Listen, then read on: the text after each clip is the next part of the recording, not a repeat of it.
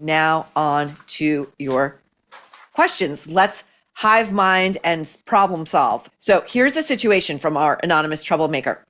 Again, these are all pseudonyms. I've been friends with Sabrina for over 30 years. Over time, we've had periods of losing touch. We always seem to find our way back to each other. The last time we reconnected was a few years ago, and it became the norm for her husband, Harold, to join us whenever we hung out. He's a likable guy, so it didn't feel intrusive. Next month, I am hosting a pre-holiday season gathering. It's casual, but I am going a little bit above and beyond, specifically with the party favors, which are being engraved. Because of that, I need my final guest count sooner than usual. When I reached out to Sabrina and Harold, it was Harold who replied via text, verbatim. Quote, I checked with the boss. I guess Sabrina's the boss. And we are currently, date of text September 3rd, and this troublemaker sent the email on October 4th. So a month has elapsed now. We are currently free that day unless something comes up. What, like something better? Like, is there an emergency situation? Is there a sick relative? Because that's the only thing that I could imagine would preclude RSVPing yes. Okay? So the vagueness there, I'm just going to tell you, troublemaker, that my antenna go up. Okay? So unless something comes up, we should be able to attend. Again, that's another qualifier. We should be able to attend. It's not like we're really looking forward to this. We really hope that nothing else comes to pass. Like, this is a lukewarm message. And I also don't like that it was sent by Harold and not Sabrina, if Sabrina is really the friend. You know, I'm friends with one of my best friends. I consider her husband a very good friend. But if I texted her and her husband texted me back, I'd be like, something's off. Okay. At first, the tone rubbed me the wrong way. I agree with you. Troublemaker. It felt vague and dismissive. I think you should listen to your gut. Here. Especially, troublemaker writes, since I've always gone out of my way to meet them over the past decade. Now I'm stuck. I don't think you're stuck, and I'll tell you why. Troublemaker continues, the message technically says they're coming, but it feels like a no. With everything else going on in my life, which I won't unpack here, but it is a lot, I might be more emotional than usual, and that's okay. So I'm turning to the Nerve crew. Do I follow up or just leave it and assume they're not coming?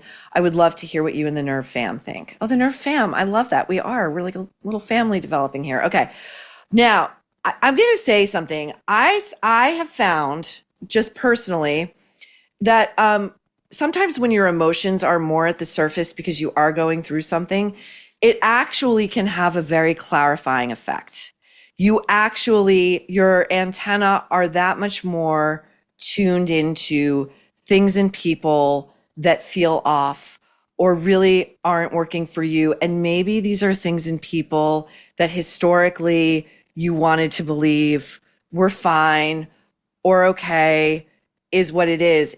I'm getting the impression from your question, troublemaker, that you're the one who has always made the effort. I'm going to guess that 9 times out of 10, you're the one reaching out to Sabrina. You're the one who's traveling to meet Sabrina and Harold. I'm going to guess that Sabrina has never once said, hey, does it bother you that like Harold comes all the time? Like, you know what we need? We need some one-on-one time. Why don't you and I just go out to dinner or meet for a drink? I really want to hear what's going on with you. You know, you can't really speak freely with a third person there, you know? So this is what my suggestion is. I think your gut is right. And what I would do is treat this, and this is also a great hack going forward with any invitation you might send out. Just say, I need RSVPs, like the RSVP date is date certain. You just put a deadline on it and it's a yes or a no. It's that simple. Maybe isn't a question. It isn't an option. And you know, if they're trying to force you into a maybe and into a limbo, I think that's narcissistic. I think that's selfish, you know? So I'm sorry to say this, but I think Sabrina and Harold might actually be doing you a favor here.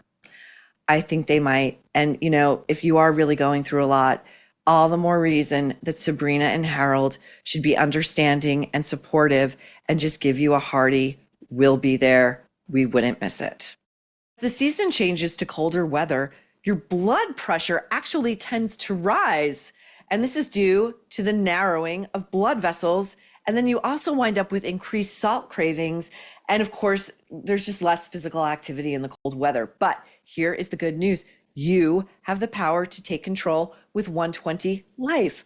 120 Life is a blend of great tasting superfruit juices that can actually help lower your blood pressure naturally. It is trusted by over 1,000 health professionals and used by people just like you who have seen real measurable results. You can try it yourself risk-free with their 2-week trial.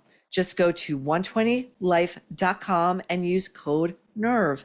That's NERV to save 15%. You can track your progress with a simple blood pressure monitor. Watch those numbers drop and feel the difference. Plus, it's completely risk-free. If you don't see lower numbers in 2 weeks, you get your money back. So you have nothing to lose but those high blood pressure numbers. Go to 120life.com.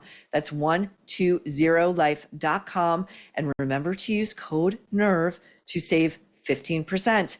This is serious. This is your life we're talking about, and 120 Life can help. So don't wait.